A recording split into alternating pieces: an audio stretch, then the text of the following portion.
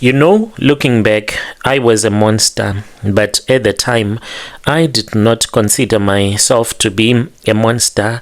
I thought that I was ambitious. I called it being ambitious. If you dump the man that has helped your mother, who was a single parent, so that she can be able to send you to school, then you dump him when you are about to finish university. I did not consider it to be something that was evil. I grew up in a very small village in the Eastern Cape, and all that I had was my mom. My father, he passed away, and my dad, he died when he had gone to Cape Town. He was stabbed to death. And growing up, it was so painful because we did not have any money at home. All that I had was a dream. My boyfriend did not want me to come to Joburg. He said that if you go to Johannesburg, I am going to lose you. And I said, no, you are not. But when I was in Joburg, I met other men that were capable of taking care of me. Slowly but surely, I forgot about him. He was just a boyfriend, someone that I would get married to after I would have enjoyed life with all of these men that were my blessers. I had one problem with my boyfriend.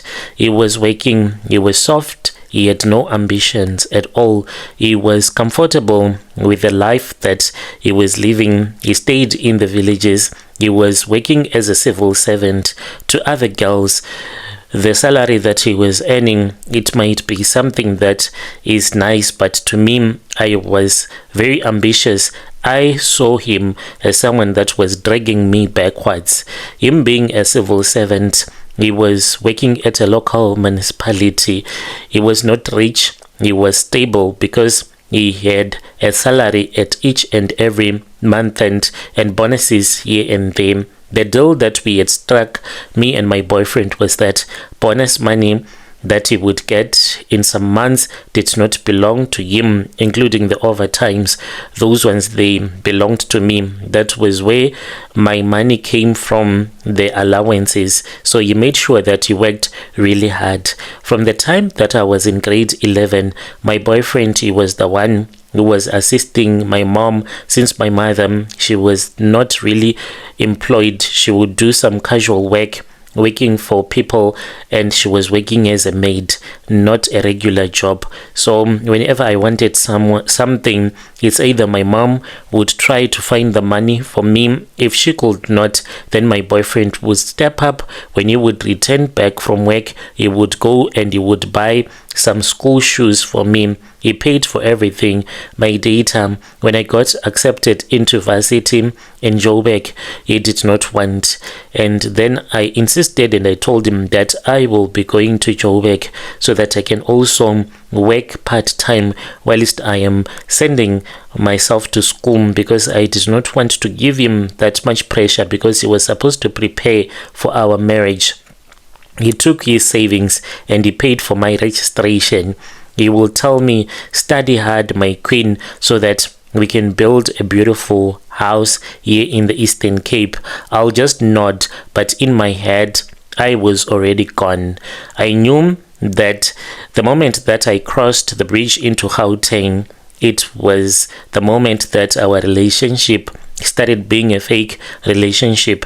I could not continue to be with a man for now who wore a reflective vest to work. I wanted a man that had money, a man that I would stand by and say that this is my man because of the money that he had.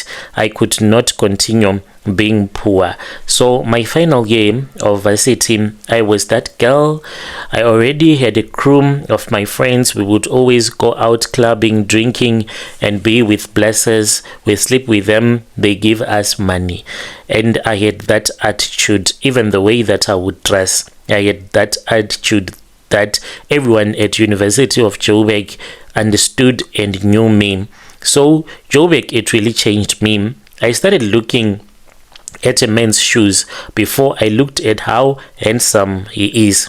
Let me tell you one thing, other women who wants to get married to men that have money, a man's shoe will tell you how deep his pockets are.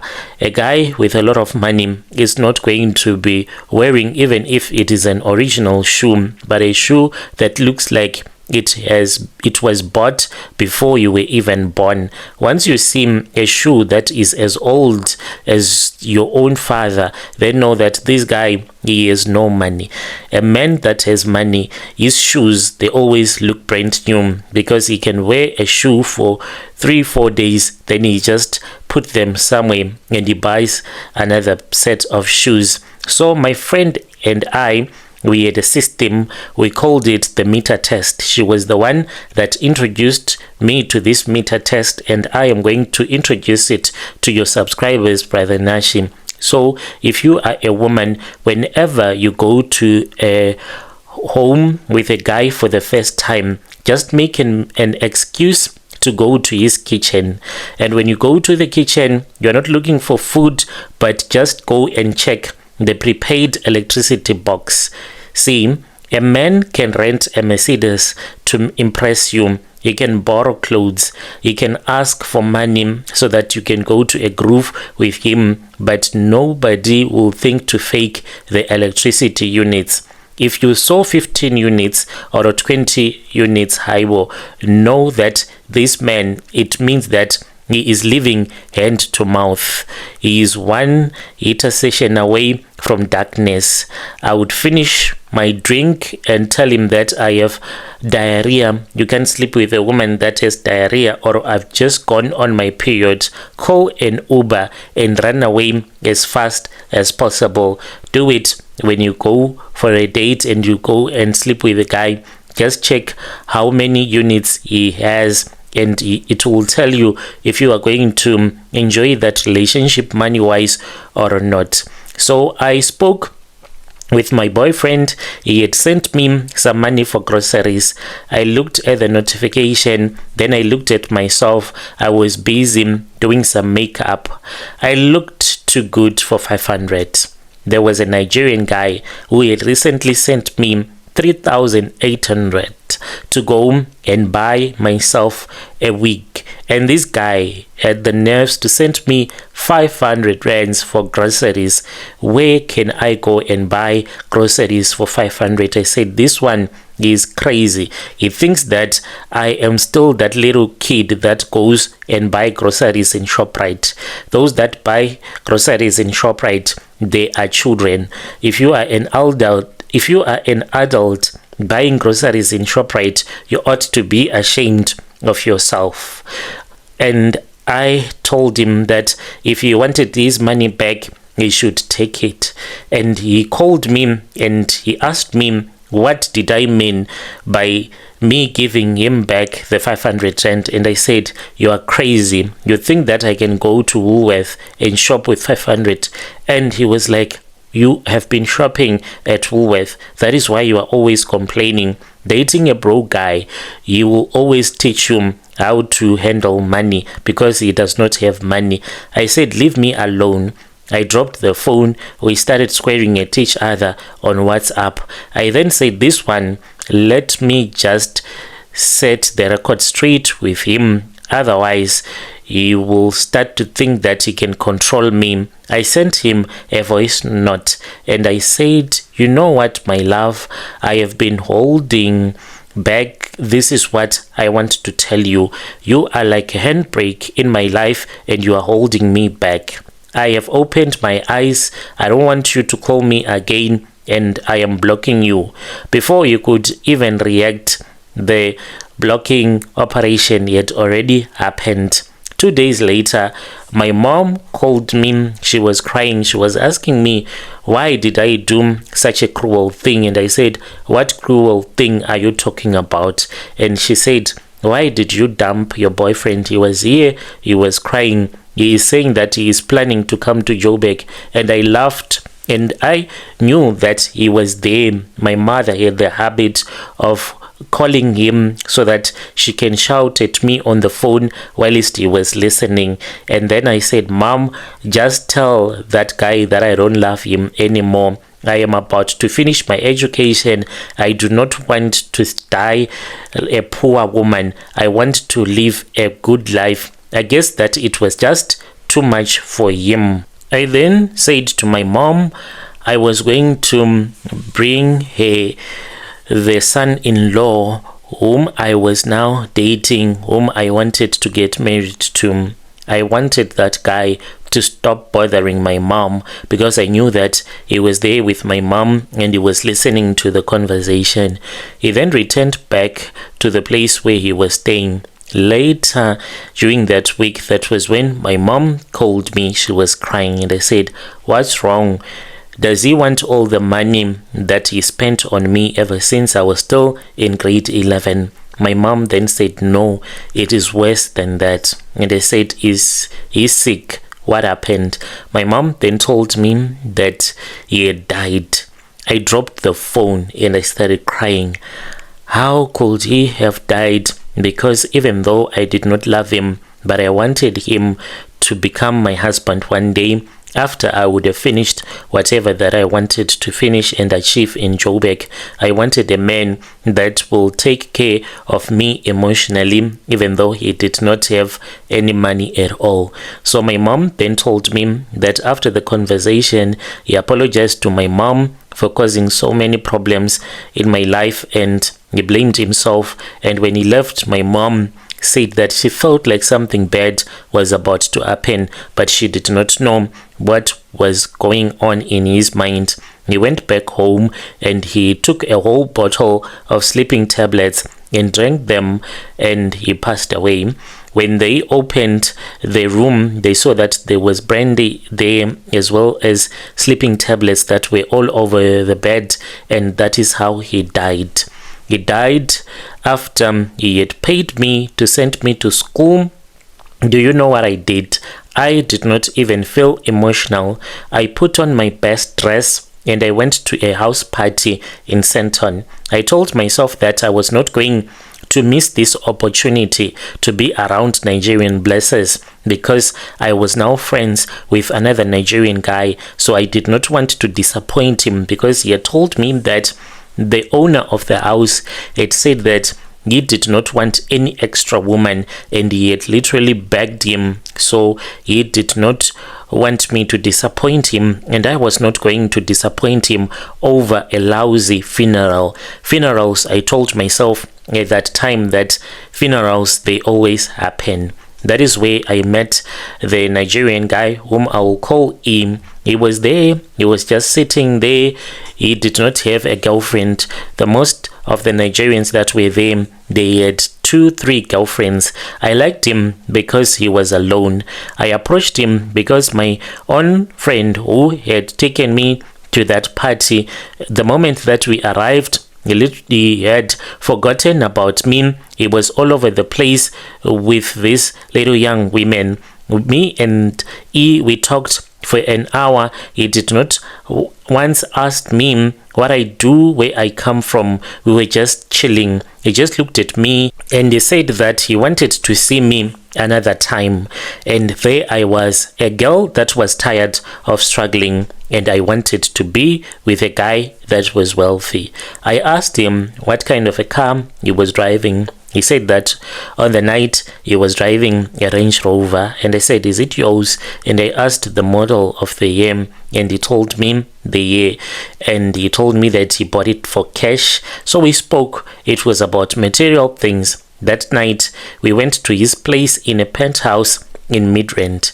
I did my routine. The moment that we arrived, I said, never trust Nigerians. Maybe this house does not even belong to him. He has booked it over the phone and he wants to pretend so that he can just neck me. So I snuck into the kitchen, pretended as if I was thirsty, and then I quickly checked the meter. My God, what I saw, Brother Nashi, I saw 3,000 units. My heart jumped. This was not just a sponsor. This was the jackpot. I stayed and I celebrated for not going to Eastern Cape for the funeral, and I never looked back at the Eastern Cape. So life with him, it was like a movie. He promised me and he gave me 10,000 that very same weekend that I was with him. He told me that this was my monthly allowance for being there for him. But after the first month, the vibe started to change. I was now staying with him in Midrand. You know, the feeling that I always had whenever I would be watching TV, I would feel as if there was someone that was watching or standing behind you. This always happened. I felt like I was paranoid. I even went to this other doctor and I explained everything that was happening to me, and he said that the fear of the unknown, it is caused by a certain condition of paranoia, and he wanted to have me checked using an MRI, but I did not go there. So every time when I would turn around, I would see nothing. And then there was the place where I was not even allowed to touch in the house. There were so many rules, so much that to clean, like, it was a big thing, because you will be like, you don't need to touch there, you don't have to touch this, it belonged to my mother, this belonged to my ex-wife. So it used to hurt me a lot that in the same house where I was staying, the clothes of his ex-wife who had died many years ago, they were still there. So this made me to feel so bad. Then one day when we were about to go out, you know, he returned back into the house. I followed him because I thought that maybe he wanted to talk to a girl. There was this other room that was staying locked 24/7. He told me that he used it as a lab to cook his business products. If you know a Nigerian with business products, then it is a Joburg code for drugs. I was okay with that because I had told myself that I would rather be a drug dealer's girlfriend than a poor man's wife who does not commit crime.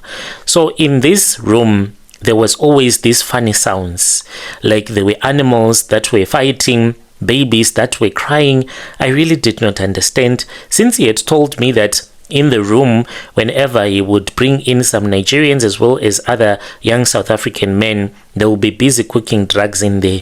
I just said maybe that is why there is this noise. But as for the babies that would cry in that room, I never understood. At 3 a.m. every morning, I started to mark each and every date using a calendar, and I saw that each and every 3 a.m. in the morning, he would wake up, he would think that I was fast asleep. I would watch him through squinted eyes. He would walk out of the door, and sometimes he would forget to close the bedroom door. Then I would wake up slowly and tiptoe towards the door, and I would look and I would see that when he would walk to that door, which he claimed was his lab to cook drugs, he would put his forehead against the wood and he would start whispering. I don't know what kind of a language he would use. It was so funny, but it sounded as if he was begging. He will end up kneeling, and then he will keep on talking to the door. He ended up kissing the door. He was talking to the door as if this was a person that he was talking to. One day, he left his keys on the counter when he went to the gym. I took those keys, walked to that door, and I put the key in the lock. My hand was shaking so much that the keys were jingling. The lock was about to click. That was when I felt someone that touched me on my shoulder. It was as if there was someone that had placed an ice pack that was cold, icy cold, on my shoulder. I turned around and I saw that there was nobody that was there. I was alone in the house. I dropped the keys and I ran to the bedroom. As I was running to the bedroom, I heard that there was someone that was following me. The sound of that person that was chasing after me, it was so scary. I was so scared. Even by the time that he returned back from the gym, I was in the blankets. I was scared to even go downstairs. He asked me what was wrong. I told him. He knew about the visit to the doctor who had told me about me being paranoid. He said that he would take me to another doctor who was from DRC. I said okay. I was even believing that I was paranoid, because when you come across such spiritual encounters, the only thing that will be on your mind is like you are going crazy. All of these things that you are seeing, they don't even exist. For our 7-month anniversary, he took me to a dealership and he pointed at a white Mercedes-Benz A-Class. It was a hatchback, and he was like, "It is for you, babe, so you don't have to Uber to campus anymore." I was one of the women who would go to class driving a Mercedes-Benz. I was the it girl at university.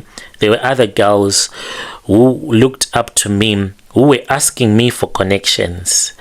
So the first time when it happened, I was driving back from a late night study session. I looked into the rear view mirror to check something because I felt that there was something that was going on in the car. Like when there is spiritual presence around you, you'll just feel it, even though you can't see anything.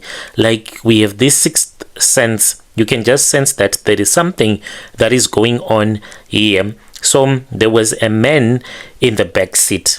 I saw this guy through the rear view mirror. There was a man that was in the back seat, and this man, he seemed as if he was wearing a black garment, or maybe it was just the shape of a man. It was pitch black. It was darker than the night outside. He just sat there. It was staring at the back of my head. I screamed and slammed the brakes in the middle of the highway. I jumped out of the car. I was shaking, waiting for that man to disappear. But when I looked again, I saw no one. This was paranoia that was happening to me in real time. When I got home, I told E about everything. He just took me, he cuddled with me, and he told me that all that I was seeing, they were just hallucination. He rubbed my shoulders and he gave me a glass of wine. He said, "You are stressed maybe about your final exams, babe. You are hallucinating. Take a pill and sleep." But I was not hallucinating. I started to see weird things all over the place. I would see someone when I was cooking at the corner of my eye. Then when I would check, I would see that there is no one. Then came the night when I saw the snake. I woke up around 2 a.m. I could not move. It was sleep paralysis. And when I woke up, I was not dreaming. This was happening for real. I saw everything. I looked at my chest and I saw that there was this massive black snake. It was not biting me. It was busy breastfeeding itself on my breast. It had its mouth on my left breast, and I could feel the physical sensation of it drinking milk from me. It felt as if this was a baby. I was not even afraid, just that the paralysis, it was too much. I could not even breathe. I could not pray. I could not do anything. The next morning, he sat with me down and he told me that everything that I had seen, it was for real. He said that he had a snake that gave him money. So I agreed. I stayed with him because for the sake of money. Then I started to feel a lump in my left breast a month after the dream had happened. I went to a doctor because I felt something that was hard as a rock in my breast. When I went to the doctor, I just thought that maybe it was a cyst. But then I was told that I had to have a biopsy done immediately. The results came back. It was aggressive breast cancer. I was too young for that. 23 years old. No family history of cancer. Yet I was dying. As soon as I told E the news, my prince from Nigeria, the man of my dreams, he disappeared on me. He did not even offer to pay for the chemo. It was not even there. He just looked at me as if I was a prostitute. And then later on he texted me and he told me that he was afraid that I would die in his house. He wanted me to vacate his premises. He was going to Cape Town. When he returned back, he did not want to see me at his house. And then I packed my bags and I left everything. I went back to the Eastern Cape with nothing. The shame that I felt, it was worse than the pain that I had given to my ex-boyfriend. Returning back to the village, how painful it was. Even when I started to go for chemo, because chemo will make you to lose your hair. And the people in the village looking at me, it was as if my late boyfriend was the one that had cursed me. They said that because of the way that he died, she is a cursed woman. To this very day, there is no man from our village who knows my story that wants to date me. I went to this other Sangoma, and I was told that when I saw the snake breastfeeding me, the next thing that I was supposed to do was to go to a traditional healer whilst the wound that had been left on my breast was still fresh. And I said that I did not see any wound. The healer told me that it was a spiritual wound. I was assisted by another woman who is a traditional healer. And some of you are going to be shocked by the way that I was cured because I did not go to church. So since I had been used by someone that does money ritual, I was assisted using the African way. I was taken to a cemetery. This is our village cemetery at midnight. It is a big secret that I am sharing with you. Then we went to a grave of a person that had been buried in that same year, the last person to be buried in the cemetery.